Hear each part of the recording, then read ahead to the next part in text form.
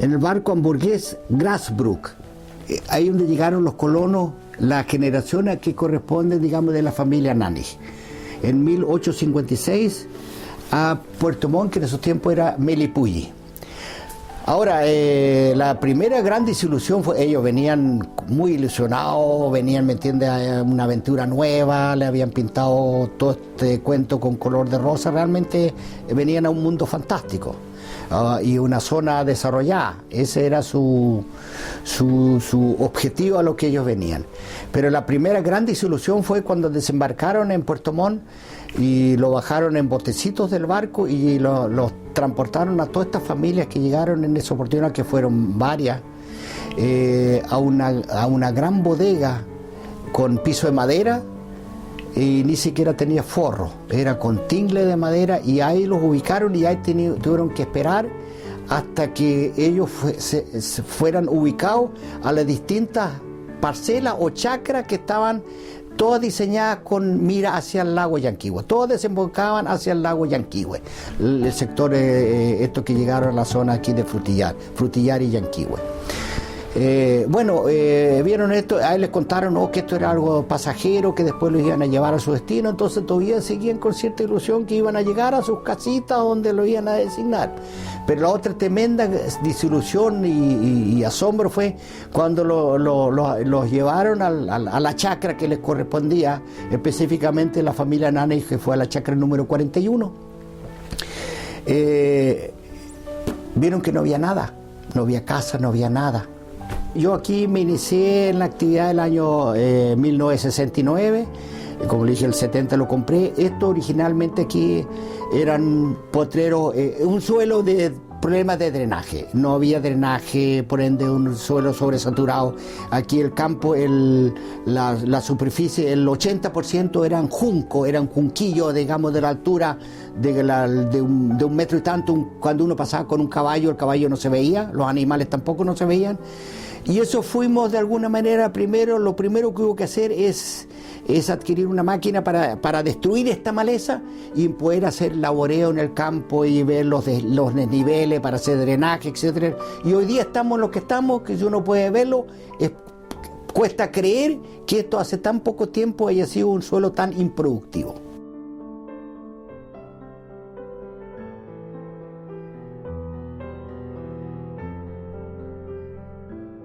En agosto voy a cumplir 47 años aquí. Llegamos el año 66, ¿así es? Sí. Ya. Y de ahí estamos hasta la fecha acá.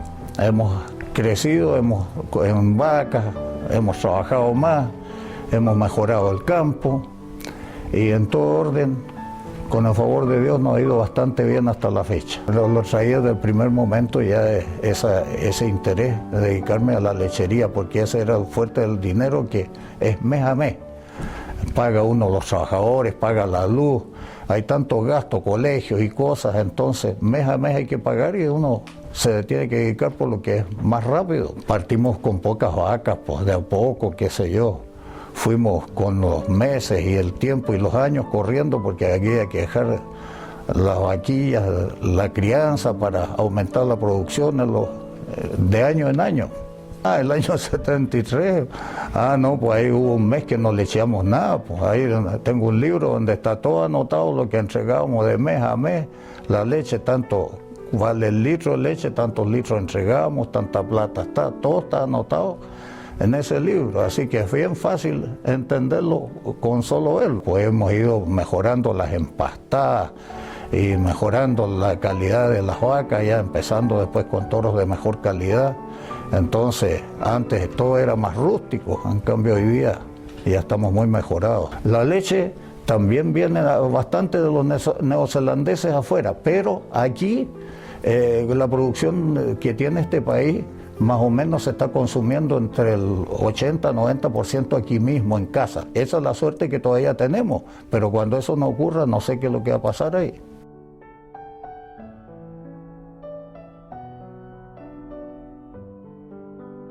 En el sector de Puerto Chalupa, por ahí empecé y sacaba la leche en carreta. Y empecé con ya un par de vaquitas nomás.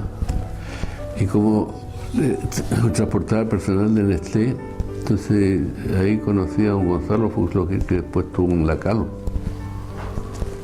Y él era del departamento agropecuario de Nestlé, entonces le dije, oye, si yo juntara unos 50 litritos de leche, ¿me darán un tarro para poder entregar leche aquí? Sí, pues me dijo. Y yo le dije, creo que el próximo año tal vez pueda juntar esa cantidad, así que ahí hablamos. Sí, pues me dijo cuando quieran. Cuando llegó la oportunidad de pedirle el tarro, fui y le dije, ahora tengo para juntar un tarrito de leche. Puede ser 2, 1,5. Entonces me dijo, métete tu leche donde mejor pueda. Dijo otra palabra, pero la entendemos todo. Así que me dejó metido, entonces habían cambiado las condiciones y no le interesaba Nestlé o Chiproval en ese tiempo. Entonces me dediqué, como no vivía de eso, me dediqué a comprar terneritos y crié terneritos con esa leche ese año.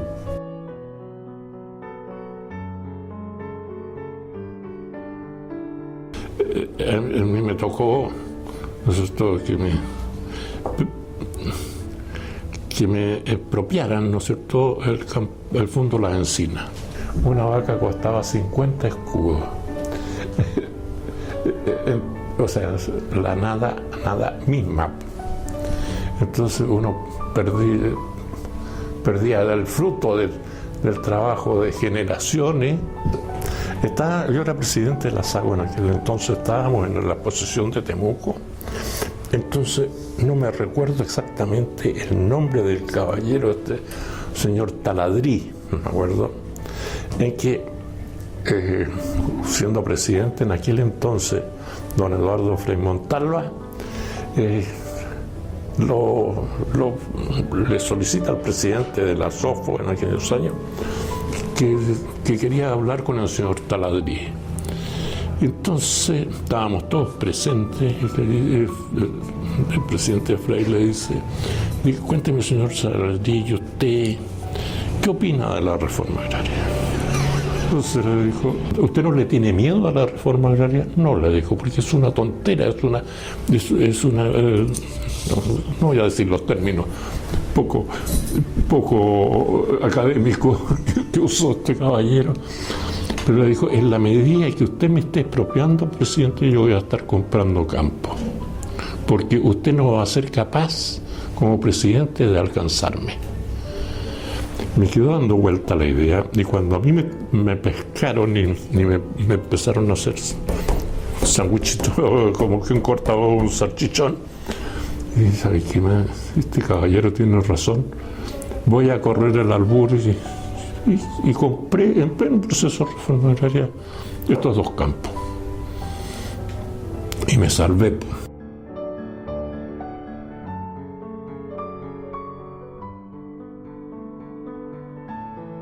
Lupercio Richard von Geiso, pero si usted quiere le pongo Lupercio Wolfgang Walter Max Paul Richard von Geiso, que es el verdadero nombre inscrito. Yo me acuerdo que antes mi hermano siempre decía el litro de leche debiera costar lo que vale un litro de benzina, me decía antes él siempre. Eso, la comparación que hacíamos debiera, nunca llegó a eso. ¿Y ahora? Bueno, en realidad es sorprendente cómo ha avanzado toda la zona en la producción, ¿no es cierto?, automatización de la producción. Es increíble lo que se ha avanzado en esto. Ya estamos al nivel casi de europeo o de Estados Unidos, que yo creo que es bastante avanzado, estamos bastante avanzados. No somos un país atrasado en ese sentido.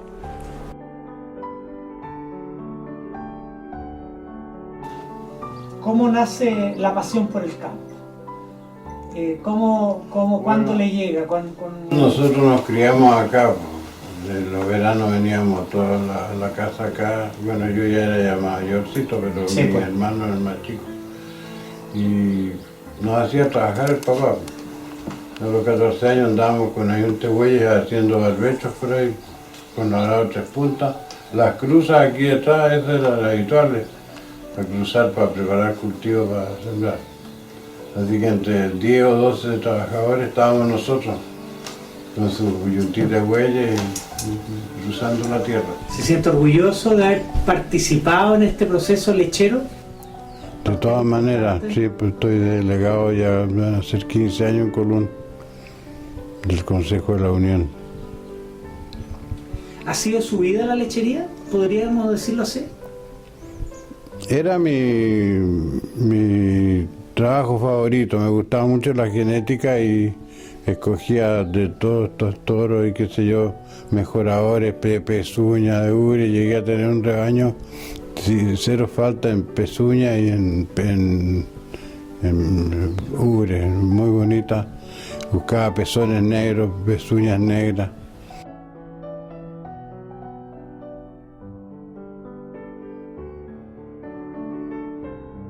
A la ribera sur del lago Yanquihue, ahí mismo en la zona que se llama Los Riscos, cerquita del río Pescado, y ahí en el fondo nace el corazón de la ganadería sureña como la conocemos hasta el advenimiento de la inseminación artificial. Debemos dejar en claro que la inseminación nace como una necesidad para combatir las enfermedades venéreas que existían en el ganado, fundamentalmente vibriosis y tricomoniasis. Primeramente, en forma muy aislada, con semen fresco, algunos ganaderos empiezan con inseminación artificial, fundamentalmente los vinculados a veterinarios, y después se crean entonces las postas, también primero con semen fresco, por ende muy limitada, hasta que el año 67 el Centro de Inseminación trae la tecnología de la congelación de semen con el señor Germán Marré y obviamente permite la expansión a otros lugares y masificación en el sur de Chile, en prácticamente todo el sur, con el patrocinio del Centro de Inseminación en la generación de postas en distintos lugares. En eso tuvo un rol fundamental el Centro de Inseminación encabezado por don Adolfo Hu en ese tiempo y después continuado por don Jorge Ehrenfeld en esas etapas.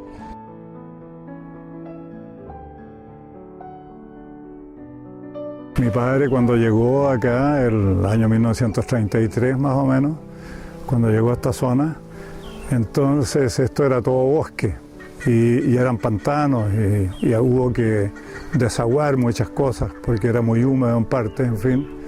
Pero los terrenos generalmente son buenos aquí, pero sí hay que trabajarlos.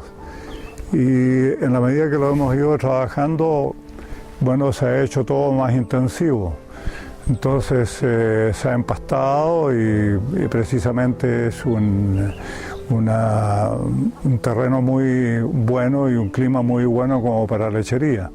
Entonces en eso estamos, ya con genéticas nuevas y trabajando muy intensivamente. La modernidad en esto es fantástica, porque todas las salas de ordeña, todo eso que fueron muy novedosas hace cosas de 30 años atrás, más o menos 40 años atrás, se han quedado obsoletas y hay otro sistema de ordeña y otro sistema de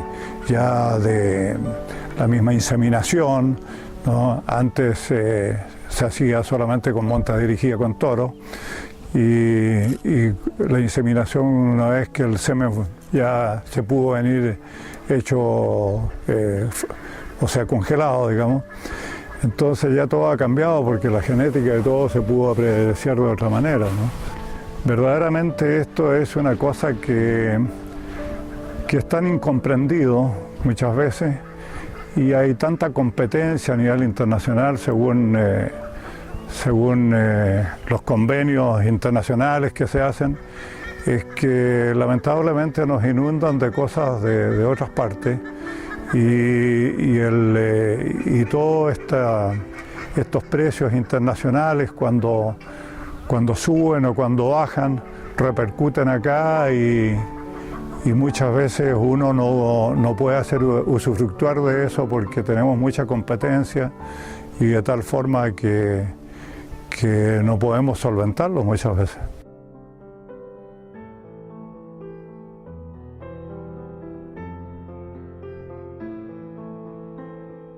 El primer Koenig-Kamp que llegó a Chile fue Adolfo Koenig-Kamp, que estudió ingeniería en Essling, en Stuttgart, y tuvo su primer contrato con unos señores de Talca que tenían a cargo el tranvía y la producción de electricidad en Talca.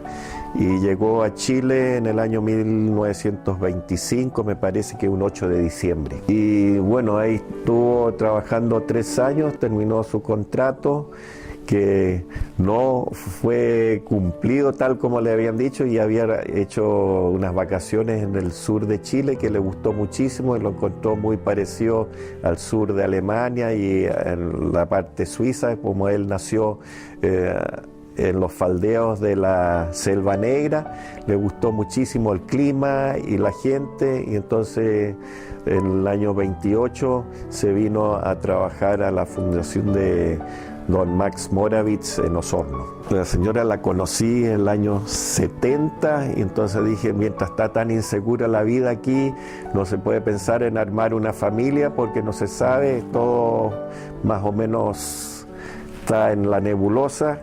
Y después me puso la pistola en el pecho, en el 75 nos casamos. Entonces, con un poco de inteligencia podemos mantener esta zona que es tan preciosa y tan bonita, que mucha gente que no ha salido nunca de aquí no se da cuenta. Uno tiene que salir para ver realmente lo que tiene, que es uno de los sitios más bonitos del mundo. Y yo por cada día que vivo aquí le doy gracias a Dios que estoy en esta parte, sin animales venenosos, y gente muy simpática, y la tierra, excelente tierra, entonces no nos debemos quejar.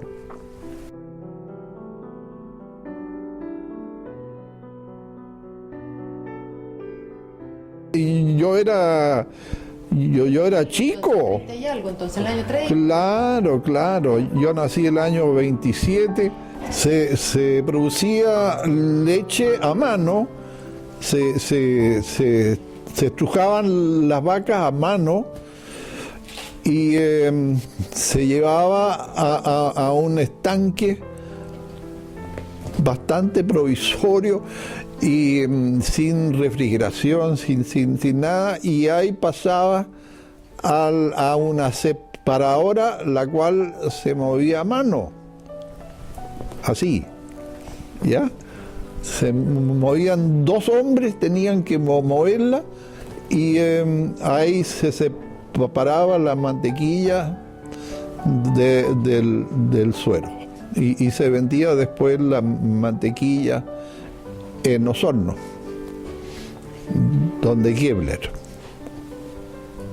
Y bueno, había que levantarse a las 3 de la mañana y ponerle la montura al caballo, ir a las lecherías, en parte en la capilla aquí teníamos una que era un techito.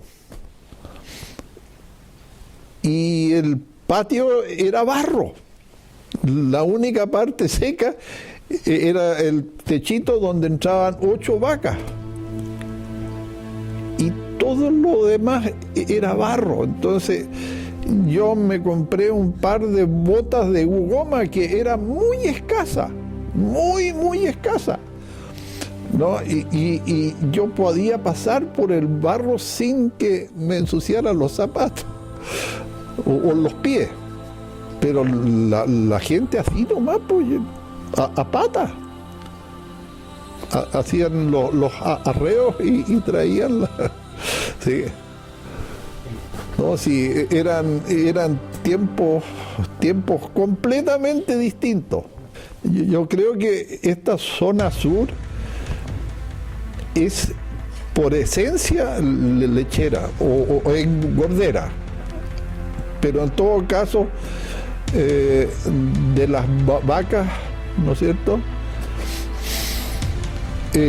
ahí son es buenísimo, buenísimo, ¿no? Yo creo que el futuro de toda esta región es lechera.